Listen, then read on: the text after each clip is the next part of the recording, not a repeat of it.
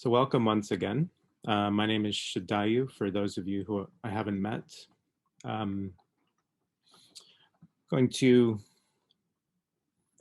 be giving the first presentation of the retreat. I have my notes up in front of the chat bar, so I won't be able to see if anyone is writing anything, just so you know. So my talk is really to lay something of the groundwork for the material of the retreat. So for some of you, this will be a bit of review of some core ideas, some core principles. It might be a bit newer to a few of you as well. And really, I wanted to talk about quite a few different things, and I pared it down. It's still a lot, but I only have about half an hour. So some of this stuff I'm going to be going through a little bit more quickly than I normally would, but I have a visual aid that I hope will help kind of bring us all into this world of ideas and into this framework of both understanding our experience, but most particularly understanding our experience as practitioners of the Dharma, as people who are actively trying to change their minds. And what I hope to convey is not just the sort of behavioral aspect of practice. I'm going to be touching on that, but I really want to draw our attention to the depths of our experience and some of the things in our experience as Dharma practitioners that are seem a bit more magical in a way, or even alchemical. Some of the things that are a bit more mysterious or even unexpected, because at the end of the day, at the beginning of the day, we are engaged in a process of discovery. We are essentially exploring consciousness as we attempt to change. And our experience of consciousness can be quite mysterious. We don't necessarily fully understand it. And the ideas in Buddhism are really, this is important to remember, they are provisional in the sense that they point to something beyond themselves. So the ideas themselves we approach with respect, we approach with reverence, and yet they're not ends in themselves. They point to something that is more direct in our experience. And so I hope to do a bit of pointing today and to get us really interested, not only in where we're going, but in what's before us in our own depths of experience. So I'm just going to speak a little bit about one of the most basic frameworks we use for understanding the spiritual path. And it's one of the reframings that Sangharakshita did in the early days of his teaching. He came up with this teaching of mind reactive, mind creative. And this is a teaching that embodies, some really basic, a really basic Buddhist sense of the mind and how it functions and how we experience it. So yeah, the teaching distinguishes between the reactive mind and the creative mind.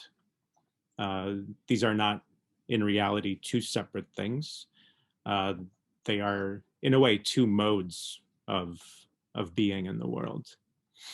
So the reactive mind will probably recognize ourselves in this. It is a mind which reacts to external stimulus, and to that end, it is conditioned by that external stimulus. So it is a mind in the world of the senses that looks to the content of the senses for a sense of meaning, identity, satisfaction, what have you, but it does so kind of unconsciously. It's because we're here, we're having this experience, and so we interact and we kind of react to whatever is happening. And this can happen quite happily without any real intention or decision making on our part. It can just happen. We grow up into this world where if we wish to, or rather if we don't pay attention, we just kind of live in this reactive way. Sangharakshita described this as a mechanical mind in the sense that it was kind of coin and slot. Yeah, you put a coin in and you get whatever you choose in that sense. So it reacts to external stimulus. Coin in, same thing out. It is repetitive and habitual. The things, the way we react, the way the reactive mind functions tends to be very conditioned, and some of the momentums of that conditioning become very strong because they're done again and again and again, which is why it can be so hard sometimes to try to change certain habits that we've gotten into. So it tends to be repetitive and habitual. It's predictable in that sense. And metaphorically, it is also a mind that is essentially not only unaware, but essentially asleep. So if we talk about enlightenment as awakening, this is the experience of being asleep. We are going through life essentially as sleepwalkers, just responding to this dream world, reacting to this dream world without much, if any, creative engagement.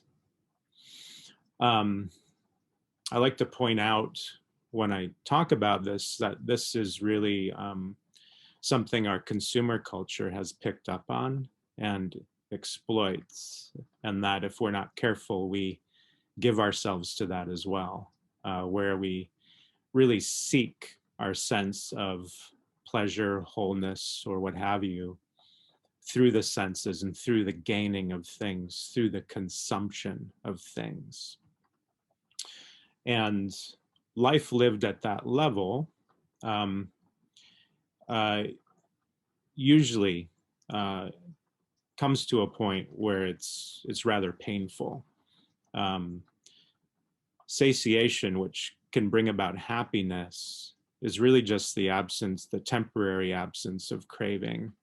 And so when we enter into that reactive cycle, we are really just finding these momentary experiences where our senses are gratified, but then we return to a state where things don't feel great. And so we begin the process of, again, of looking how to cover up that feeling. So in contrast to this, the creative mind is a mind that doesn't react, rather it responds in a creative way, in a way that is mindful and conscious. The creative mind is very positive. So when we're engaging in the metta bhavana practice, for instance, actively cultivating unconditional loving kindness, that sort of intention creates more momentum in the creative mind. And so we are able not only to experience the content of the senses, the content of our inner world, the experience of other people, and so on. We are able to take that all in a way that, what's the word? I've lost the particular word I was looking for, but in a way that is positive, that is satisfying in a sense that is beyond the satisfaction of just preoccupying the senses. Yeah, it's the satisfaction that comes from engaging skillfully, which is a truer form of contentment and happiness. The creative mind is non-conditioned, so it's not the mechanical mind. It's not the coin in the slot mind. It's not conditioned by its object. It is therefore not habitual. It's not repetitive in the same way that the reactive mind is. The creative mind is independent. It is free. It is aware, awake, truly alive. Yeah. So instead of sleepwalkers, we have very engaged artists, poets, free beings of the world, interacting within an environment in a much freer way, and a much more creative way, in a way that is very affirming to life and to the processes of evolution, in a way of conscious evolution. So those are the two pictures of the minds we get, and the way things are doesn't tend to lend itself to just shutting the door on the reactive mind and opening the door in the creative mind, and that's it, you're done, right? There's very much a sense of process in moving from the reactive to the creative, and it's a process that takes place moment to moment. The compulsion of the reactive minds, you may notice in particular moments, is very strong and sometimes overwhelms our creative sensibilities. Whereas the inspiration of the creative mind can also sometimes quell our compulsions and bring us into a space of greater freedom and positivity. At its highest level, the creative mind is the unconditioned mind. It is the mind of enlightenment. So we start to get a taste of that liberation when we start activating the creative mind. And that is the wonder and the enjoyment of spiritual practice. We are engaging in this really happy, joyful work. So I love that model for understanding this, because it is actually so positive. We can sometimes think of spiritual life as what we're trying to leave behind, or what we're trying to let go of or turn away from, which are some necessary processes. But we are always turning towards something. We are always embodying something else in the absence of letting go of unskillful things. And so I find a great deal of confidence and reassurance in that fact, and in the felt reality of that. So just like to point that out. So how do we make this change? How do we engage in this work? You probably, growing up, you probably got little inklings of creative minds just naturally, because we're human, we're sentient. Certain aspects of our upbringing can make it more likely that we start that process. And if you become a Buddhist and take up Buddhist teaching, you're really actively trying to move into that creative world with a great deal of intention and effort. So just returning to a very simple, very old core Buddhist teaching, I just want to mention the teaching of the gap as a way of understanding where our efforts to be more creative take place. And so just the shorthand version of this teaching of the gap. So this gap is where mindfulness lives, right? It's where our whole practice lives, in a way. it's in this space that we create between what we feel, what we experience, what we feel, and our response to it. So when we are engaging in reactive minds, there isn't really a gap there. There's no space there between feeling and response. We just automatically do what we're conditioned to do. And so traditionally, this is described as going right from feeling, we contact something in the sense world, we have a feeling response, which is either, yes, I like this, no, I don't like this, or can't really tell what this is, I don't care. We have some sort of response to it, and then we react. If it's something we like, we tend to try and consume it or appropriate it. If it's something we don't like, we attempt to push it away, look away from it, destroy it. So traditionally, this is described as moving from feeling into craving. Craving having two sides, Either I want this, or I want this to be away from me. So when we open up that space between feeling and craving, between feeling and response, we have an opportunity to act more intentionally and to actually change our behavior, to change our habits. If we don't do that, if we just continue to cycle through feeling and craving, then turns into grasping, which then turns into becoming. So there's a very interesting teaching here that these reactions actually mean something. They have a consequence. And it's not just in the moment. It has a consequence for how we experience ourselves and who we think we are.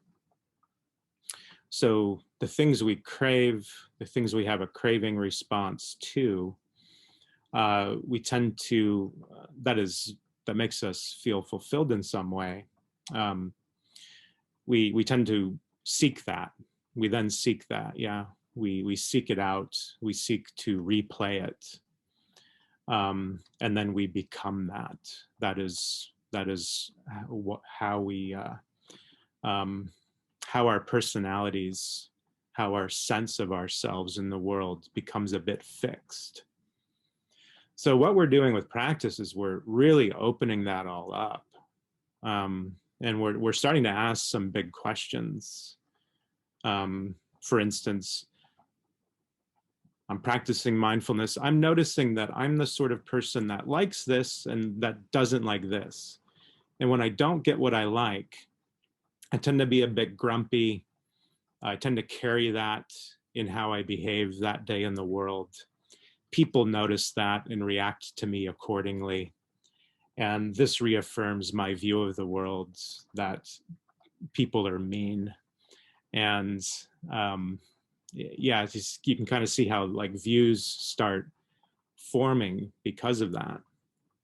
So we're really starting to question all of that. Initially, we probably question some of our behaviors, but it leads to bigger questions about who we are, who we actually are, and even leads us to question the views that we hold or that maybe we even cherish. So there's some really big stuff that can happen when we just practice mindfulness between feeling and craving. That space can get very big, and it can really fill out. We can really experience some heights and depths of consciousness within that space. So what we're doing with whatever Buddhist practice we take up, because there's many ways of doing this work, is we are creating in that space, we are creating momentums towards liberation. We're consciously stepping off of that wheel. As Daenerys Targaryen says, I'm here to break the wheel, right? That's the work that we're doing. We're breaking those cycles that keep us locked into this sleepwalker world. One of my favorite stories from the Buddhist tradition, I don't know what this says about me, But one of the stories I really like is, it's usually translated as the story of the dog duty ascetic. And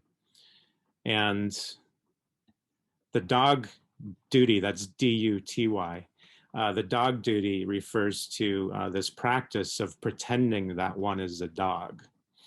So this is a story where a mendicant, a wandering mendicant, and his friend approach the Buddha.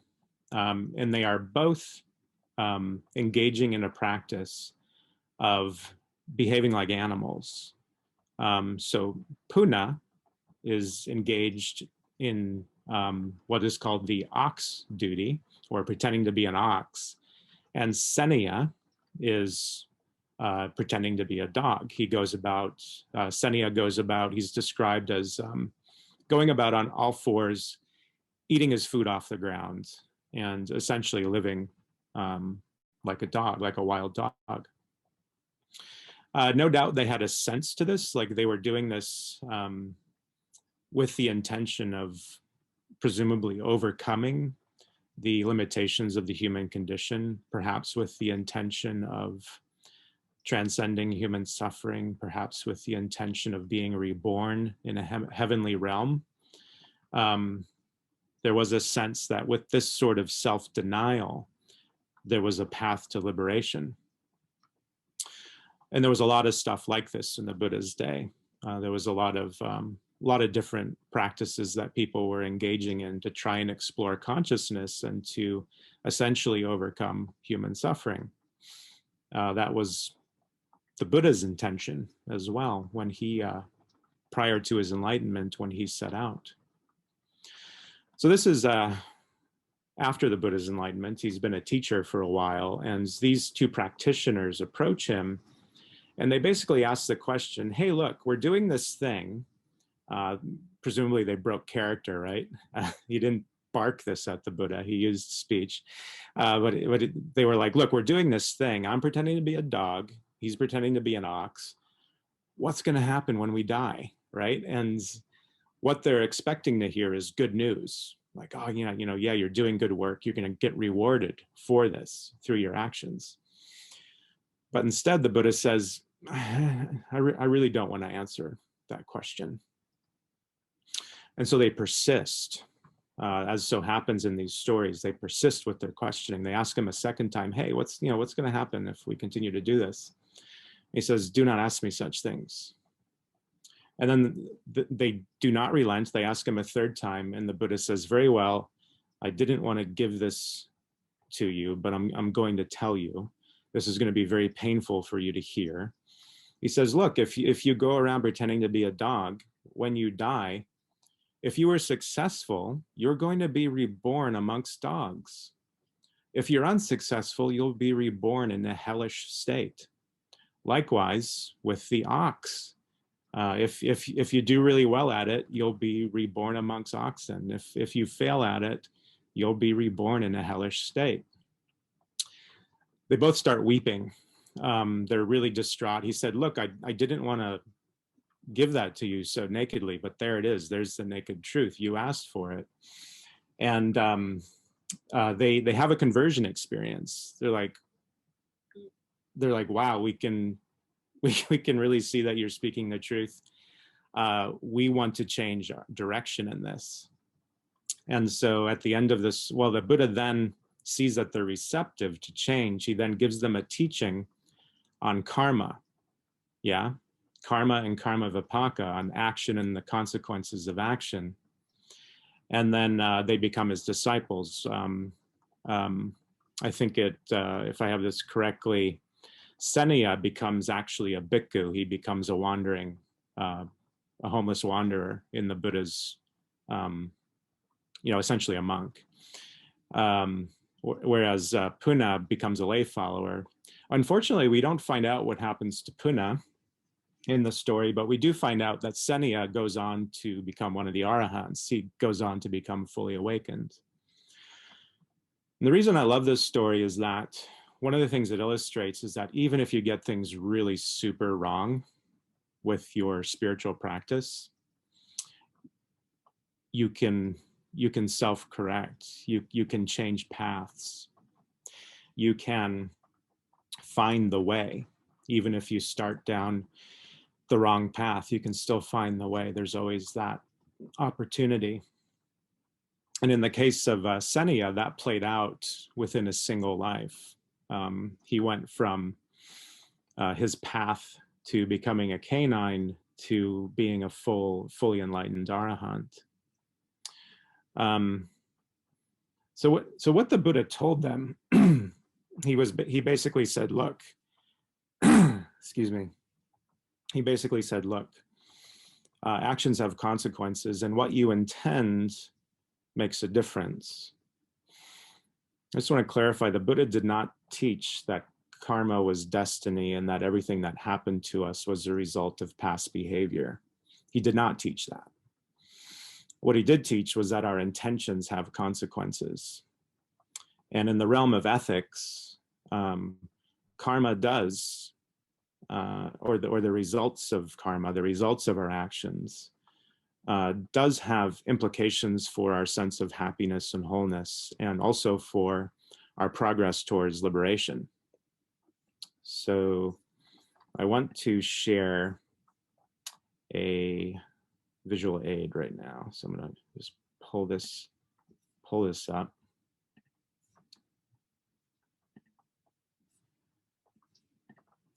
There we go.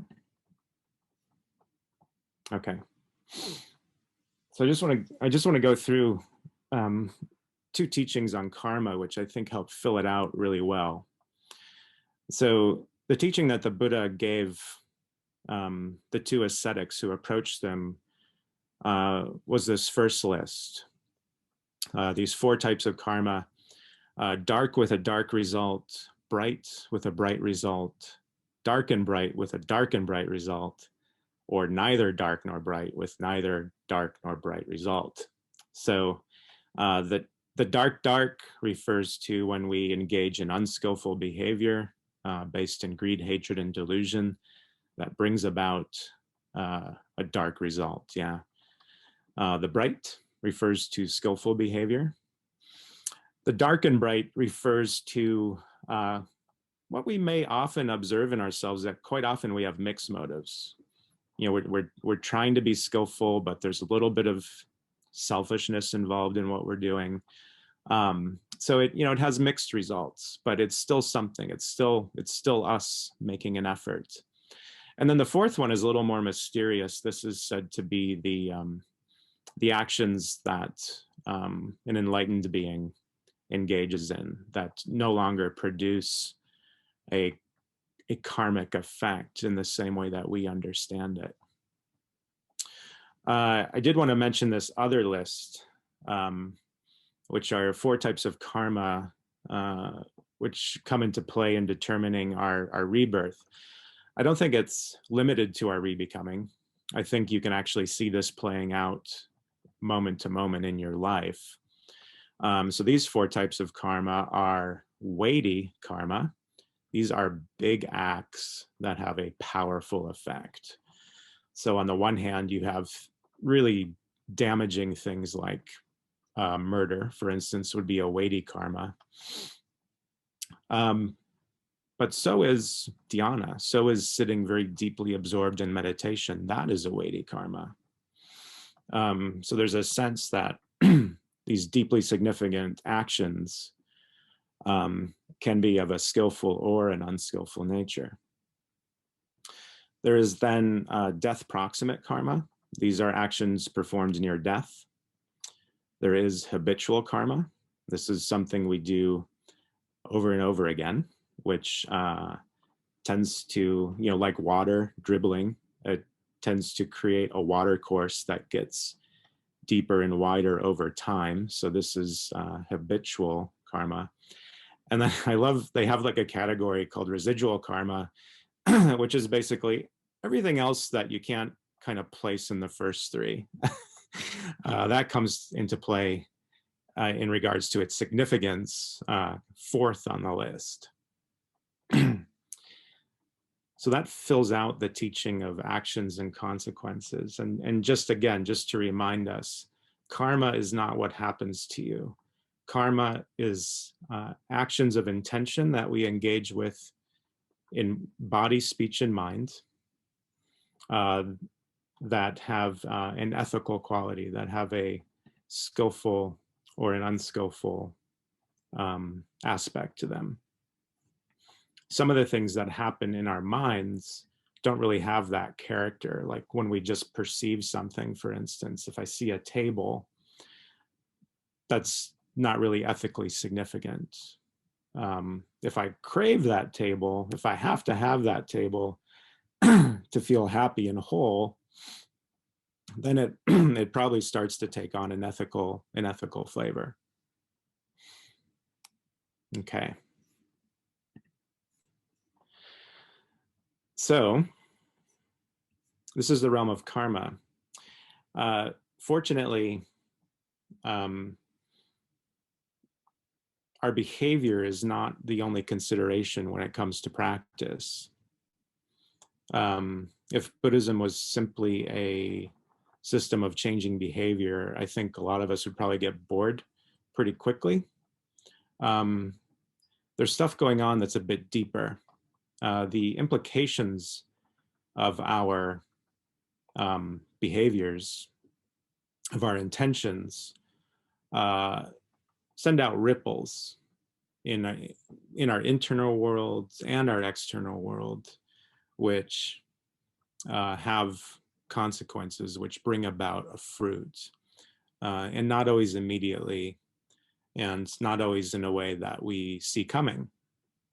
So for instance, with meditation practice, you practice daily, years and years and years, and then you look back at some point and you realize, oh, I've actually gradually changed over these years in very significant ways. And so you can kind of, with the value of being able to look back and understand your experience, you're able to see progress. You're able to understand that something indeed has happened. And you can probably even see instances where you didn't really see what was coming. You didn't really fully understand what you were bringing about in your life. And yet here it is. Yeah. Here is this dhyanic state, or here is this big change in your personality that you really did not see coming, even if you intended to work on that thing, that part of your personality. And suddenly you're free of it, or at least it's loosened up, and you're like, yeah, something has sunk in.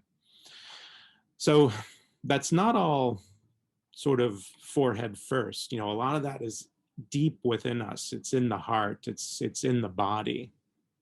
So in relation to changing karma, we do work in the ethical realm. We work in the realm of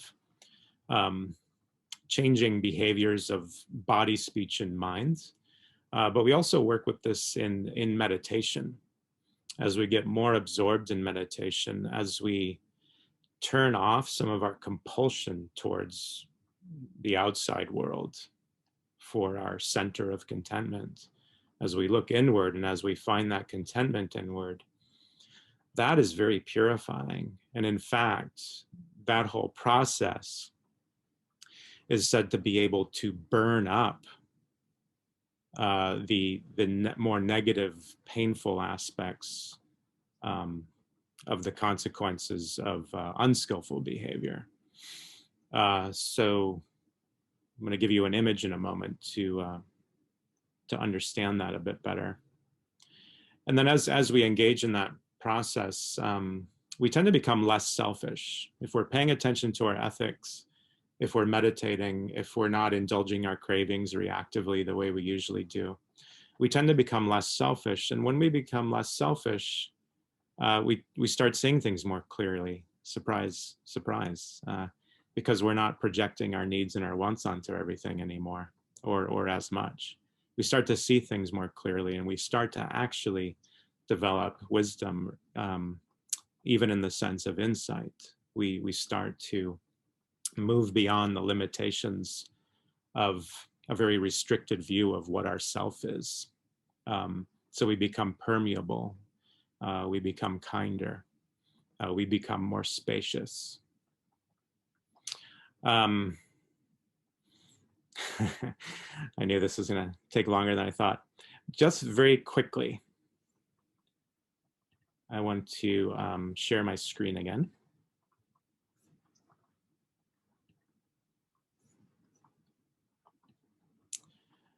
Okay, so I want to draw your attention now to this teaching of the 8 consciousnesses.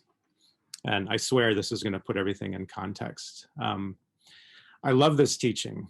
I am not a scholar of Buddhism. I am not a scholar of the Yogacara school of Buddhism, which this teaching comes out of. But I find this teaching very inspiring, and it's a very interesting way of understanding the mind and understanding how karma works out. So there's this teaching of the 8 consciousnesses. So in Buddhist teaching, each of the senses is considered to be a type of consciousness. And that list even includes the mind. So in the same way that the eyes perceive objects of sight, the mind can not only interpret that, but can look inward and perceive internal mind-made objects, such as things that we imagine, memories, dreams, that sort of thing. So we have the senses and the mind, including the mind, are the first 6 of these consciousnesses. The next one is quite interesting. This is sometimes described as the Klishta Manas, or the Klishta Mano Vijnana. This is the defiled mind consciousness. Or sometimes it's translated as the afflicted or the suffering mind consciousness. And it is afflicted, it is defiled because it doesn't see things as they are. It sees things in terms of subject and object in a very polarized way. So it sees things dualistically. And then there is the Alaya Vijnana, which is usually translated as the store or substratum consciousness. This is understood to have a relative aspect, which Sangharakshita points out is very similar to the idea of the collective unconscious. And then it has an absolute aspect, which is said to be synonymous with reality or enlightenment itself. What does it store? It's called the store consciousness, the Alaya Vijnana. Well, it stores seeds. So our intentions, the things that we do that create karma vipaka, that create consequences of an ethical sort, they are said by the Yogacara school to perfume the mind. So that's the first image we're given, is that all of these behaviors, they perfume our consciousness, which is very interesting if you think of the way scent, like perfume or incense, spreads in a room. It eventually permeates the whole thing. But the image doesn't stop there. That permeation creates seeds. This is interesting. So it's almost like the Alaya consciousness is like a seed bed, and the things that we do scatter or create seeds in that seed bed. And these seeds can be wholesome or unwholesome. And seeds need particular conditions in order to germinate and to grow in. So there's a sense with this that we create these seeds that when the conditions are right, they bear fruit. Yeah, they grow into a proper plant and they bear fruit. But they're there. Yeah, the potential for those things to be activated, for those seeds to be activated, is there, and it's stored in the Alaya Vijnana.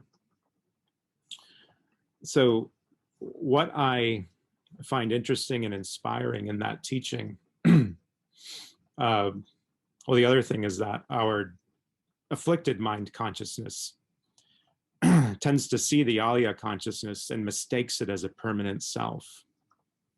But it's not. It's ever changing, like everything else in our experience. So anyway, what I find inspiring about this teaching is that even though there are unwholesome seeds in my mind, I know that my practice has the potential to actually dissolve those and to deposit bright seeds, to deposit wholesome seeds, which also bear fruit. In this model, at some point, the wholesome seeds outweigh the unwholesome, and there's a turning about, and this is where enlightenment happens. I'm really just glossing over this. This is really fascinating if you get into it a bit more in depth. But this is one of the ways that Buddhism has developed a language of talking about awakening, is this turning about in the deepest seat of consciousness. So the unwholesome seeds at some point completely wipe out, the wholesome completely wipe out the unwholesome, and the mind becomes clear. The whole mind becomes purified. The whole mind becomes indistinguishable, so to speak, from reality itself. And that's how enlightenment works. So I find that a very interesting model. Again, it's just a model. Yeah, we shouldn't take it too literally. But it's, for me, I find it a very interesting way of approaching my inner world and understanding something of what I experience as depth in myself. Yeah, a sort of depth beyond my behaviors, beyond my sense of identity even. There's stuff going on down there. And when we meditate, we really have an opportunity to start integrating all of that, to start planting those wholesome seeds. When we engage in skillful behavior, we plant those wholesome seeds. And so all of that is the work of waking up, yeah? One last note of inspiration. That seedbed is affected by what we take in. So it's said that when we hear the Dharma, it also transforms those seeds. Not only can it plant wholesome seeds, but it can actually, dissolve or turn those unwholesome seeds. So again, just returning to these ascetics, the Buddha was pointing out, even though this teaching wasn't developed at this point in Buddhist history, but the Buddha was essentially pointing out that they were setting up all these unwholesome seeds. And yet they were able, through practice, to change direction, to weed out those unwholesome seeds, and to completely transform. Yeah. You know who I am? I'm Dharmasuri right now. I'm in Northeast Florida, where it's sunny but chilly. And most of the time, my spiritual home is at Nakaloka in Portland, Maine. But I've been part of this retreat for, like I said last night, for 12 years. So it's nice to be supported by a team. And I have to say that this team that we have, it just grows and develops your practice when you're on a team with the same individuals for 12 years and you're sharing the Dharma. It's really a joy. So as a Buddhist, I have taken up many different kinds of spiritual practices. Sometimes it depends on my needs, but most of the time they've been introduced to me. And it's like I just let go of one practice and take on another. It's adding on to what I'm already doing. So it means I have to show up. Sometimes I have to step into my discomfort in showing up because it's a new practice for me. It's kind of scary in the beginning. But by learning a commitment, it continues to increase the richness of my practice in my development. This is what the spiritual life is all about. It's about continuing to build our mandala, our unfolding of self. And it's about going deeper into our understanding of our minds. So I'm going to talk about faith, devotion, and ritual and practice, my own personal practice, and about going for refuge. So I'm going to talk about turning within, where we can change, which Suddhayu was talking about. How do we go deeper in a place where change can take place? Sangharakshita says, if you leave out devotion, you're closing the door on any emotional engagement with your spiritual ideal. So I'm going to start with faith. So Sangharakshita explains faith as placing your heart upon. So it covers the whole entire devotional feeling aspect of the spiritual life. What you understand with your intelligence, you must feel with your emotions. So it's that mind-heart connection. It's shortening that space between your mind and your heart. The two go together. So strata, which is translated as Buddha's faith, is the emotional response when you become in contact with the enlightened being, the Buddha. Are you, when you see an image of the Buddha, but also when you see the qualities of the Buddha, when you understand the qualities of the Buddha? Are you hear about the enlightened beings, the stories of the bodhisattvas, the great bodhisattvas? So to me, faith is freeing. It opens you more and more as you connect deeper, deeper with your changing self. On the spiral path, faith arises when you feel suffering, and that's when you're in the gap. And we just heard a lot about that gap. And joy arises because through faith, you choose a creative response to your suffering instead of a habitual reaction. We just heard a lot about that. So when I first came along to Buddhism, I thought I needed to control my environment and everything in it. Was I wrong? The funny thing is, my life was out of control. It was out of control because I was too much in charge of it. What did I know?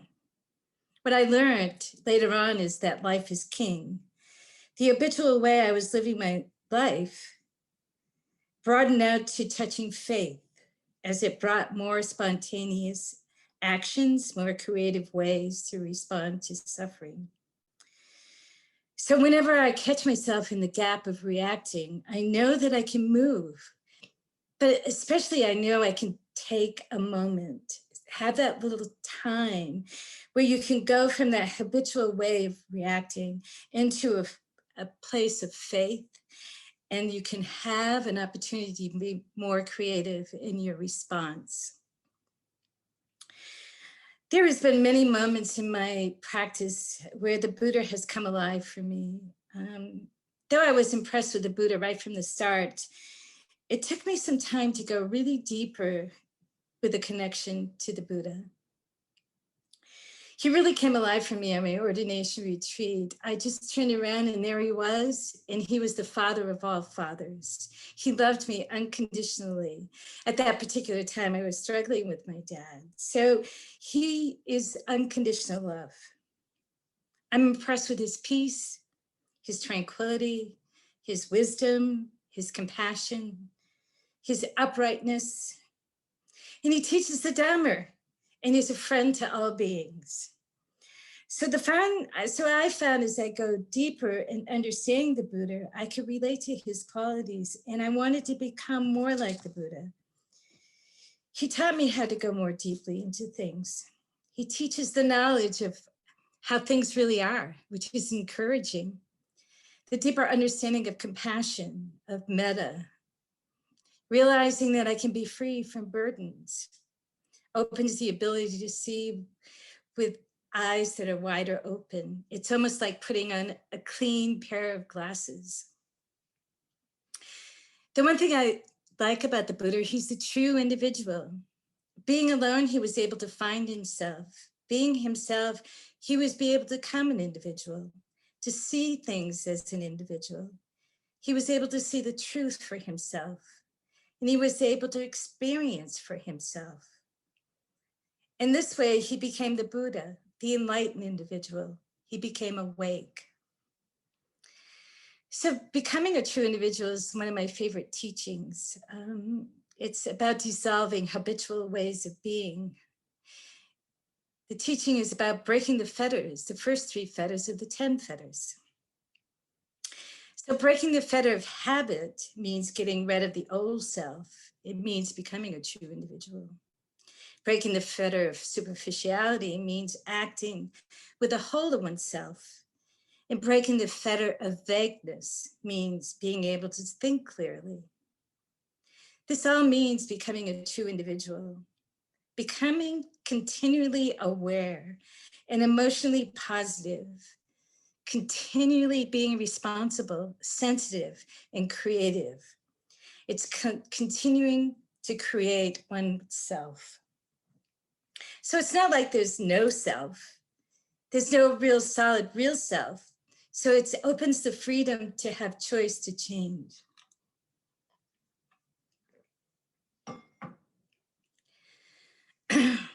What arose in me as I connected more and more to the Buddha, I became devotional.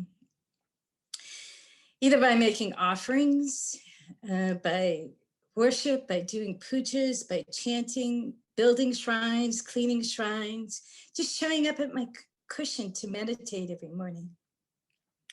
And ritual is the symbolic expressions of my thoughts and feelings, but it includes the body, so it includes action.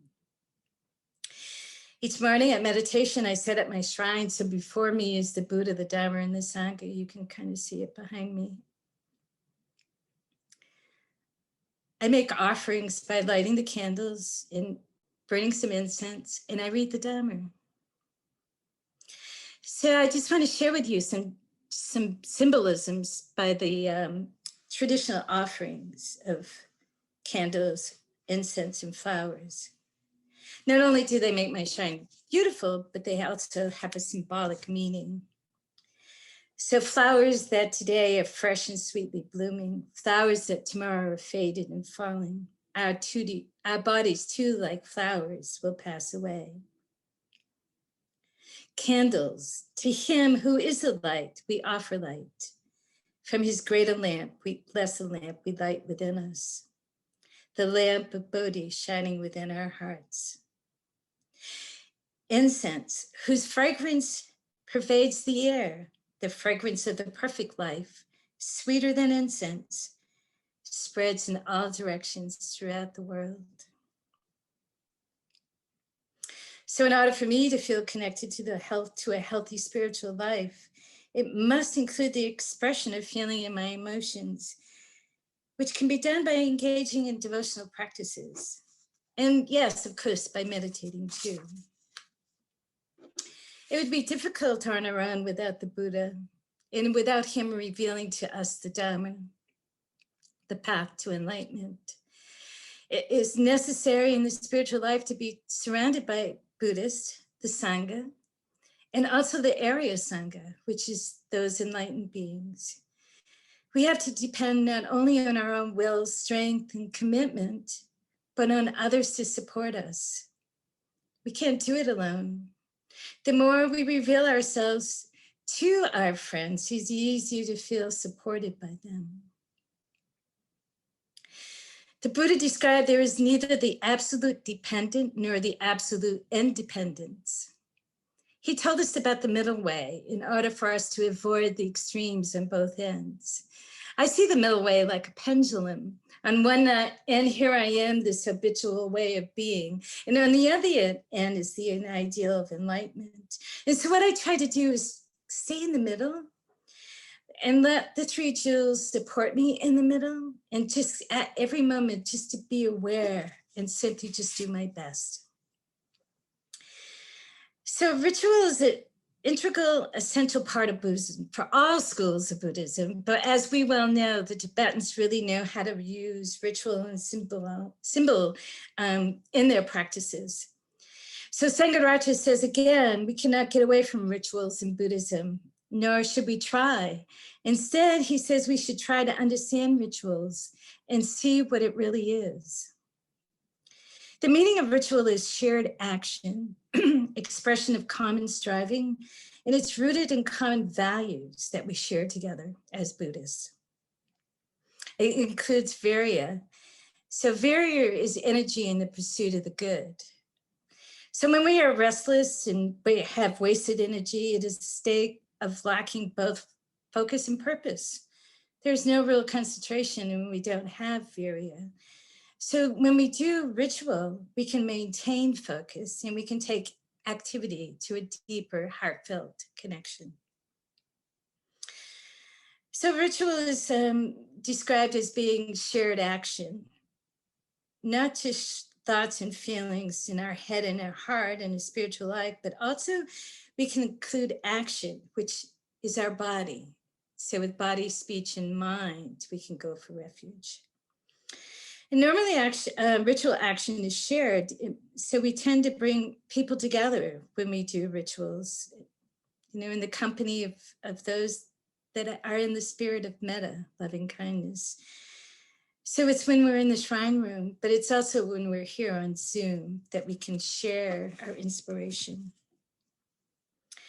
Striving is an expression. In trying to do it ourselves, we must be mindful. So we need to say each verse and do the action correctly, even though the enlightened beings, so it doesn't matter to them if we make a mistake. They're not there to judge us. We're just participating. Doing things along with others and all at the same time. It's about attention to details as we prepare to do a ritual or devotional practice. So the first thing that we do is to show up. And then we have our shrine, we have our flowers, perhaps some incense, the puja book, and a bell. And the results makes the ritual beautiful. So there's always beauty in rituals. And through the action of striving, we need virya even to get ourselves off the cushion, off the couch onto the cushion. So sometimes we're chanting for a long period of time. We're holding hand gestures. We're making offerings. We're engaging wholeheartedly with our bodies, minds, and hearts. So it does take energy. It does take virya. Sangharakshar spoke of his great friend and teacher, Dada Rinpoche, as always being ready with offerings at a rituals. His robes were filled with incense. So they always knew that Dada Rinpoche would have the offerings they needed when they were traveling. And Dada Rinpoche was always prepared for rituals, doing pujas or other devotional practices. And Sangharakshar just said, even to the end, when he was delicately folding the cloths. Buddham saranang gacchami. I go for refuge to the Buddha, the perfectly enlightened one, the shower of the way. This stresses action. It's movement, going for refuge in our body, speech, and in our mind. It's a calming striving. We share it with one another. As we realize the goal of enlightenment, we want to become more like the Buddha. This is the action of going for refuge to the Buddha. Dhammang saranang gacchami. To the practice of the Dharma supports how I live a Dharma life. The Buddha's teaching in which we follow, the ethical principles, the precepts, which are our guides. We aspire to follow it. I go for refuge to the Dhamma, the truth in all its aspects. It leads from darkness to light. Sanghang saranang gacchami. I go for refuge to the Sangha, communication with one another, the fellowship of the Buddha's disciples that inspires and guides. Spiritual receptivity. This means that we're holding ourselves open to higher spiritual influences, which is showing up and being available. And how do we do it? What is our motivation? Sometimes I do it by praying, and it's okay to pray in Buddhism. I don't know what I need. I don't know if you know what you need. I'm an unenlightened human being living in samsara. What do I know? I don't pray for material things. I pray for blessings, for higher understanding, for wisdom, for compassion. The Buddha and the Bodhisattvas who are receiving my prayer aren't going to do the work for me. They don't do individual work on self-growth and development, but they're there to support you. I feel like I'm a disciple of the Buddha and his family, and I trust them wholeheartedly. Prayer is like a ritual. It is an emotional expression, a deepening opening within. It makes me realize I'm not separate from the enlightened beings. And the stillness of prayer, like reflection, helps us to see what arises. It makes us open to the possibility that the Buddha and the Bodhisattvas will be there for us to support our efforts. Who looks outside dreams, who looks inside is awake. Carl Jung. This may all sound pretty radical. Well, the news is, it is pretty radical. Especially when we're talking about going for refuge to the Three Jewels, about becoming a true individual, making new and different choices in the gap when we feel suffering. Maybe our family won't understand it, and even society may not go along with us. Buddhism is a universal practice that has been around for 2,500 years, and it still speaks to us today. The Buddha taught for 30 years after his enlightenment. He traveled in India on foot, and he had many, many followers. He spoke of the ocean. The ocean has one taste, the taste of salt. The Dharma has one taste, the taste of freedom. But he probably never even saw the ocean. In his small world, he made a huge difference in our larger world. We can do the same. We can practice in a way to watch and develop our minds by becoming a true individual. When we make changes in our small little world by our practice, these changes will bring about change in the bigger world. With metta for self and others, and with skillful action, we do have an impact. When I was in the UK one time for a TFO retreat, somebody handed me the refuge prayer. I had never seen it before, and I brought it back to the US and nobody had ever seen it. But it's, I've been reciting it now for over a month, and I will continue to recite it until I understand how it really comes into my everyday practice. I'm gonna read you the refuge prayer, but I just want to explain to you what it is before I read it, and see if you could just settle back and listen to the words and feel the same sense that I get from the refuge prayer. So first, in the beginning, I open myself to the Three Jewels, and then I go to refuge to them. Then I bring awareness to my commitment to practice and to show my gratitude. Then I make my vow to help relieve the suffering of others. And it ends with me asking the Three Jewels to support my efforts.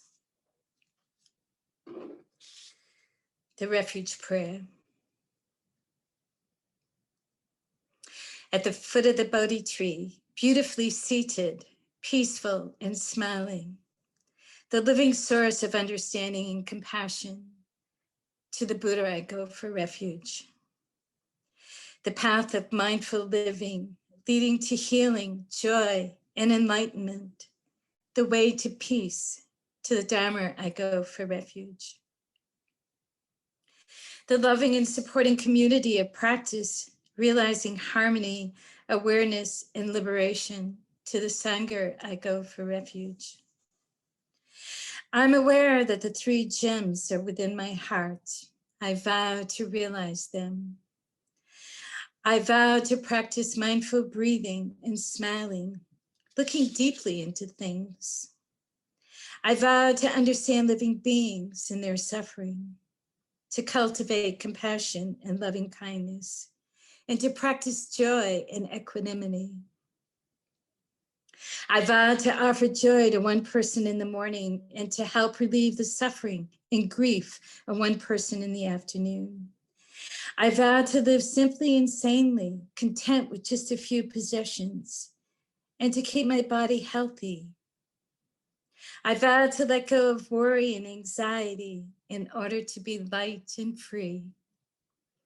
I am aware that I owe so much to my parents, my teachers, my friends, and to all beings.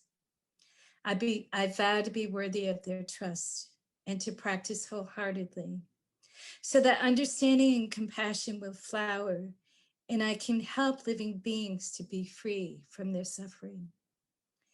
May the Buddha, the Dhamma, and the Sangha support my efforts. Thank you.